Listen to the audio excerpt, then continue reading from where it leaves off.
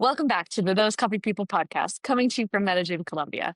In today's episode, I'm joined by Corey from Conjure Coffee, a true pioneer whose roots in innovation started long before he opened his roastery. From patenting the original ModBar concept back in 2007 to launching Conjure Coffee in 2015 out of his garage, Corey has been quietly pushing the boundaries of what specialty coffee can look like without ever compromising on quality or values. In this conversation, we explore how large-scale production can threaten the integrity of specialty, what it takes to introduce new roasting styles into a traditional market, and why staying close to origin might be the best defense for independent roasters everywhere. Let's get into it. Corey, it's an honor to have you here with us today. I'd love if you could tell our listeners a little bit about your backstory and some of the amazing projects that you've been working on. Thanks, Jennifer. I'm really happy to be here. Thanks for having us on the podcast, or having me on the podcast. Yeah, I can definitely give you a short background of my history in specialty coffee. I began working as a barista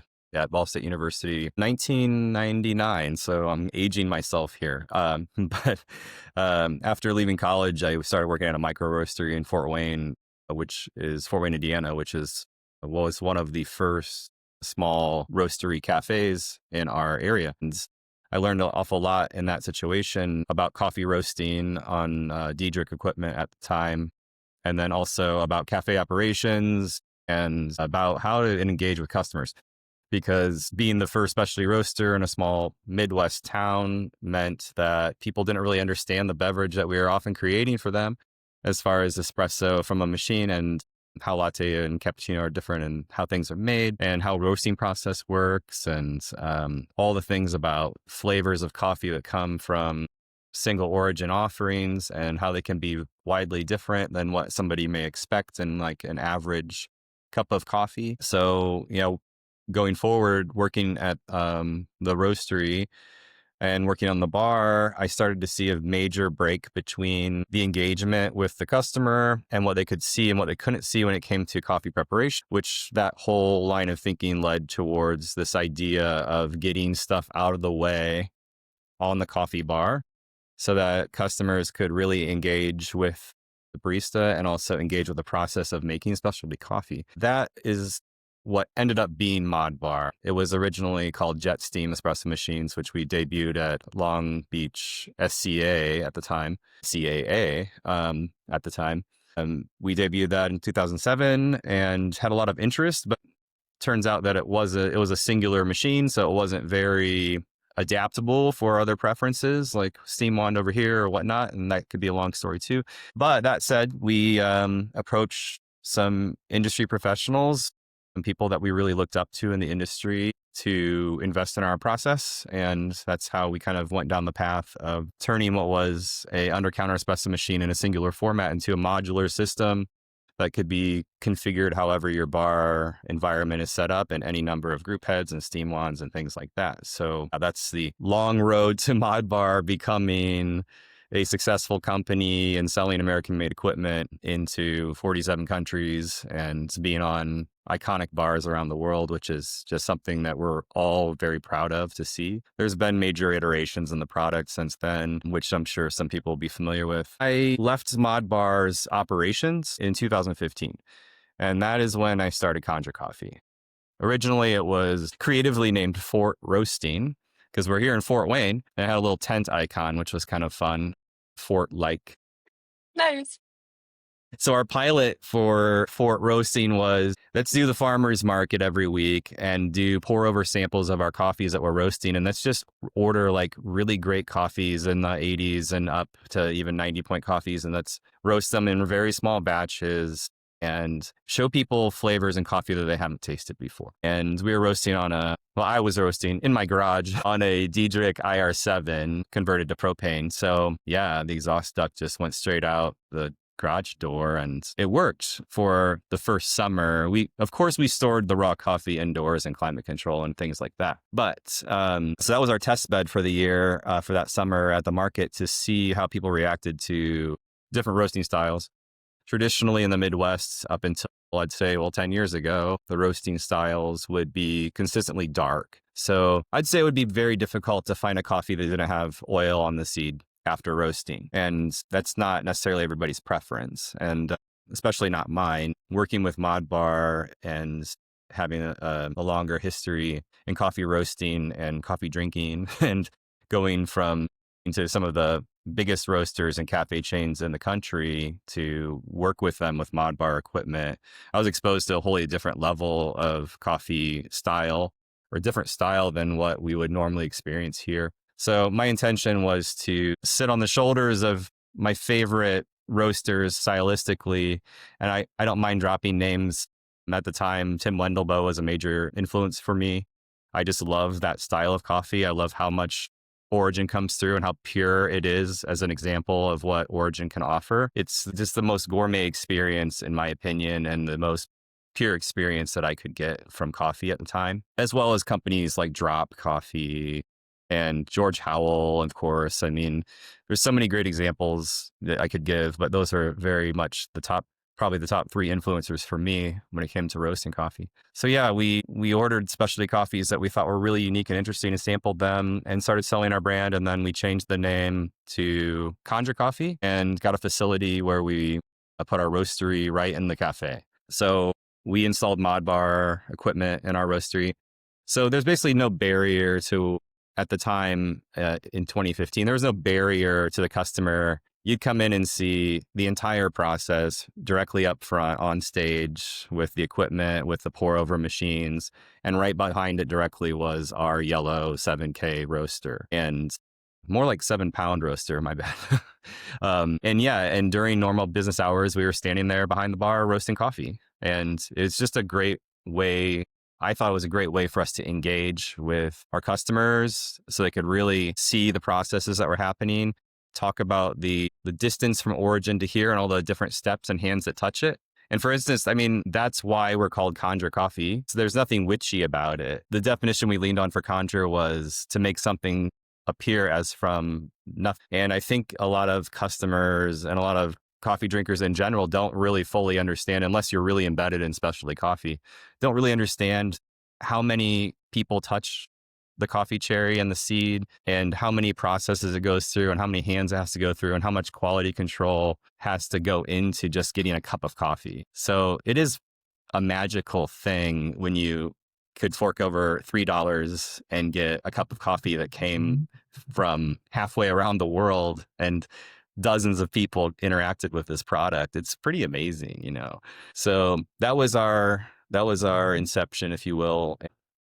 Of course, our style being more Nordic on the lighter spectrum of things is just to highlight origin completely and not taste any of the process of roasting coffee. And then our preparation is to highlight that at the next step in the brewing process. So it's all very key. You can't really skip a step. And, it takes focus and energy and attention at every detailed point or juncture. I could imagine. And what you're saying about how at that time in your area, everything kind of had like a little bit of oil on it. And I'm Yeah. sure that coming out and being in front of clients, being in front of new coffee consumers and presenting them a lighter roast and trying to explain to them about origin and about really tasting the difference of the production and of the terroir and of all the processing methods was probably a challenge. I would love to know, how do you think small roasters can take creative risks in building out their brands and making sure, though, that they're not doing anything that's maybe too risky?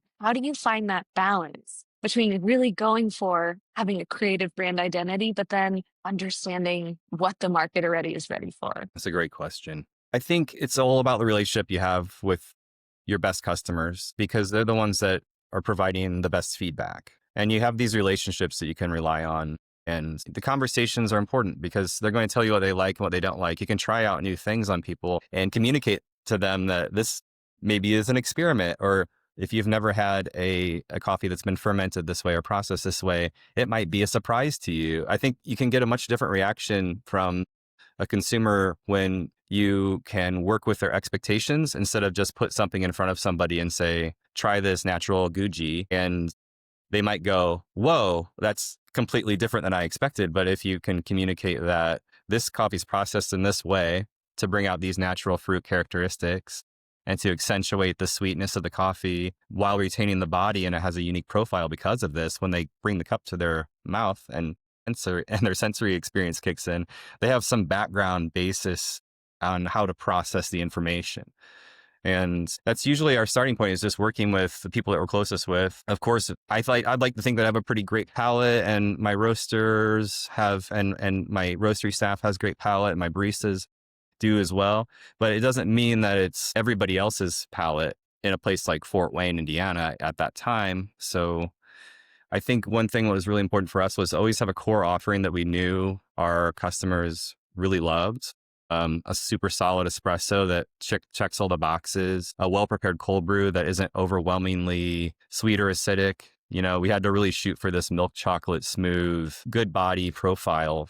And then we added that. So pour over machines are a great way to hand pour, or, ModBar pour over, whatever it may be. They're great ways to really introduce new and interesting coffees to people. We also tried to take the risk factor away. So when you buy a bag of beans in our shop, whether it's your go-to blend of coffee, we always offer you a free pour over or drip coffee. So you can buy your traditional excess blend, which is kind of like our Omni blend, for lack of better terms. You can have that coffee and buy your bag and take it home and feel good about it. But you can also experience a pour over for free of another coffee, like a Rwandan coffee or a Colombian coffee or a different process, and just get your feet wet without feeling like you're investing too much in the process. I love that. What a nice way to get people involved and get people to, it's almost like making it more approachable. Okay, you buy a bag, but then here you can have this in-shop experience. Yeah.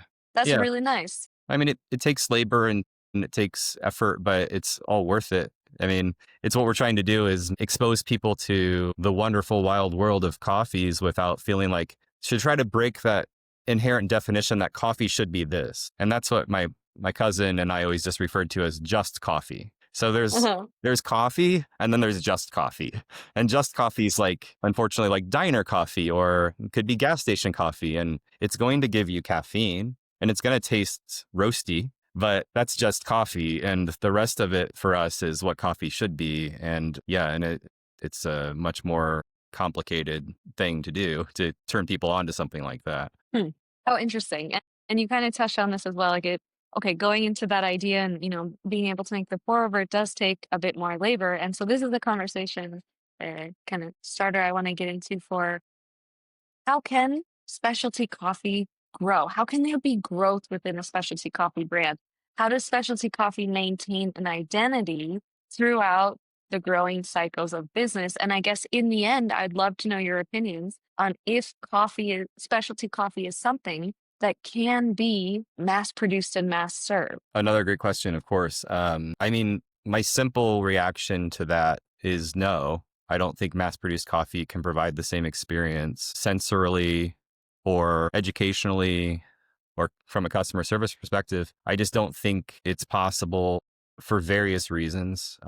Of course, one of them being, it's hard to have this conversation without talking about the elephant in the room, which is Starbucks, right? And companies like that who have tens of thousands of stores. And if you have a blend of coffee that you're serving people on espresso or on drip, which are probably the two most consumed products that come out the door, how can that be consistent across all these stores and have the same flavor profile if it's really highlighting a single origin or a smallholder or a cooperative that is producing super high quality? Well, it can't do that because they have to buy so much coffee from so many different providers and suppliers and growers, and it gets melanged into this profile. And it's more about tasting the profile, or tasting the profile plus the process, which may be some of those roasty flavors that come from the roasting process. And all that adds up to homogenization of specialty coffee, in my opinion. So you're just never going to be able to get the true experience of origin in highly mass-produced coffee blends when it comes to that. And then there's the whole other conversation about how does the coffee get prepared in the store? At what level are the baristas that are serving it and making the beverages? And I think there's a trend to be seen here, is that the Starbucks and the Dunkins of the world at this point are serving extremely sugary beverages with lots and lots of flavors. And I think that's all just to cover up, in a way, what they can't provide from the coffee itself. So it's turned into kind of like dirty soda, like it's take a Coca-Cola and put vanilla syrup in it, it's a lot of sugar, and it's definitely, the profile is sugar milk with some coffee in it most of the time. I've never experienced a cortado worth sharing at Starbucks or a place like that. And I've definitely not experienced really great single origins on drip. Even I'm not trying to call out Starbucks, but I've been to reserve stores and even what are supposed to be very high-end coffees served on pour over or expensive equipment that nobody else gets their hands on. It's still usually been a lackluster experience. And for all those points too, whether it was a customer service perspective or whether it was just a quality perspective or a preparation perspective, it's all there. So yeah, I think you got to have all those pieces together, and it takes a very large company like that. It's a lot harder for them to put those pieces together in that way, or they're not even playing with the same pieces. Yes, and you mentioned something really interesting, and I really like this word. I think you mentioned homogenized. That when you get into mass production, it is true. People, they expect consistency. They expect, a copy and paste. They have something that they want in X amount of stores to all be similar. The fact of the matter is that this is not a product that's produced in a factory. There's no Right. machine just like printing out beans. Like, it's an agricultural product that even from one side of the mountain to the other side of the mountain, there's different microclimates. And it's tough, I think, when you get really into that and what does big business mean and what does, franchising actually mean and how does that relate to a specialty agricultural product.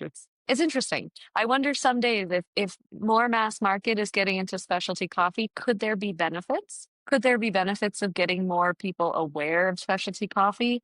But then I think in the end, it does go back to what you're mentioning is it truly the specialty coffee experience? And is it even possible from a production standpoint to mass produce specialty? Hmm. I guess we're probably not going to figure that out Yeah. anytime soon.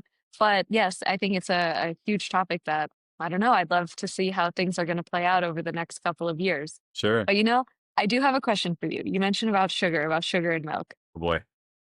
So those coffee people, have an office here in Medellin, and we don't have a cafe. We don't sell coffee like by the cup or anything. But sometimes when we have visitors, of course we offer them a cup of coffee, and some people are like, "Oh, like milk and sugar," and we're like, "We don't have any in the entire office. We don't have any." And it's like a moment of feeling embarrassed, but then whatever. That's who we are. That's what we do. This is an office building, not a cafe. But I'm wondering, from your perspective, from Conjure's perspective, how do you deal with people who want milk and sugar? How do you either welcome them into the store with certain products, or do you just kind of say that's not what we have? No, we wouldn't survive not accommodating for such things. So of course we have that, and we've tried to make it a little more special, mainly from a quality perspective. And I don't prefer bottled flavors and things like that. And so we always used, for instance, real Belgian chocolate Calais in our mochas. So we'd put hot water over chocolate Calais to soften them and pour the water off and dispense the espresso over the chocolate, whisk it together into a ganache, and then integrate the steamed milk with it. So we'd make hot chocolates from scratch. And it's a major difference than any other mocha you're going to have that's made with a syrup or a sauce. Additionally, popular flavors, vanilla. So we just buy organic vanilla extract and organic cane sugar and make our own syrups. And lavender syrups with organic French lavender flowers. We make our own salted caramel that has burnt sugar and honey in it and things like that, and a number of other seasonal things that our crew at our main location is the inception for that. They test seasonal ingredients and syrups and drink recipes, and then we deploy them into our other stores. And yeah, it's a lot more effort, but it's very unique. You can't get that same level of complex flavor from a pump. So that's one thing that we do differently to accommodate for those people that like sweeter drinks, but also still give them really, really high quality beverages. There's good desserts and there's bad desserts, like there's grandma's cheesecake, and then there's the one in the freezer section at the grocer, and they're both cheesecake, but they're very, very different. And we're trying But to, are they? Yeah. there's that. And yeah, as far as drip coffee goes, I mean, yes, we accommodate alt milk inclusion or heavy cream or half and half, or a variety of natural sugar products to add to it, like honey and agave and stevia leaf powder and raw sugar. That's all available for our customers. And who are we to say don't do that? But also would like the opportunity for you to taste the products that we're really proud of that don't require any additions. So that's our step, is like I said about the free pour over with a bag of coffee, is just a great way to introduce people to flavors they haven't tried before. And And just along those lines, that's the way of thinking when it comes to accommodating people's kind of traditional drinking habits, but then also trying to open the box a little bit more. Nice. Love it. Yeah, I could imagine that having a shop that only served a specialty black coffee would be tough. Yeah. I'm not sure if there even is one that exists to this day. Have you ever been to one that doesn't serve with any milk or sugar combos? Probably only in Europe, I think. Maybe. Well, Corey, I have one question about the coffees that are on your menu. You're saying you love to experience the origin notes. So roasting in a Nordic style or roasting lighter or just experiencing the origin of the coffees. I'd like to know about your favorite coffee or something that really stands out to you as one of your favorite coffees you've ever experienced for its unique properties. Sure. I won't say Gesha because that's not fair to lots of other. Anyway, I am a sucker for big, bright, beautiful African coffees. I really love Ethiopian coffees, heirloom varieties for their floral and tea-like qualities and the lightness and the bright, sweet kind of mouth puckering acidity that comes along with that. Not the acidity that burns your stomach, of course, which is a misunderstanding in the industry. A lot of people don't want acid in their coffee because they think it gives them heartburn.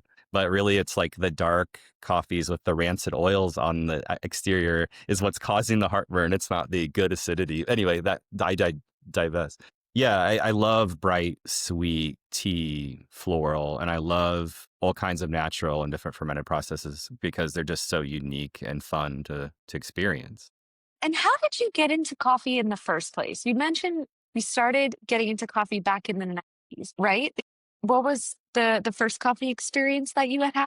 Well, my father's side of the family is from Seattle. Okay. So my dad ended up back here, and I have an uncle that still lives in the northwestern part of California. They were getting Peet's coffee sent here in the mid to late 90s.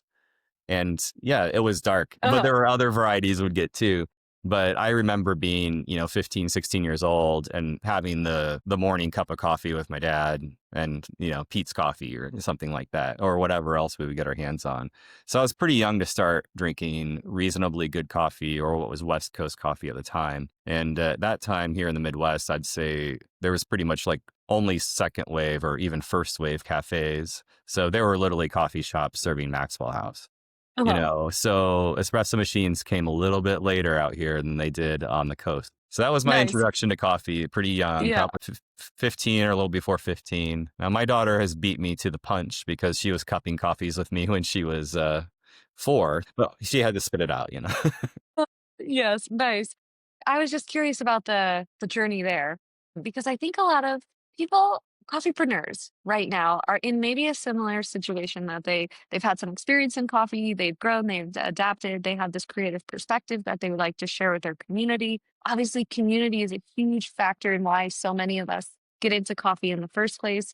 What might be the piece of advice that you had wished someone gave you in those beginning moments? Well, there's probably 2 roads down that avenue, or that avenue splits. It's what would I give people advice about maybe opening retail shops, or maybe about roasting and operating a wholesale roasting business. And I'll lean toward roasting right now, trying to get big accounts early and trying to go out and get everything that you can get. And then realizing that some of those accounts would require you to sacrifice your commitment to quality. And that's something that we decided on very early, is that we weren't going to hire a big sales crew or a salesperson. That's all they do.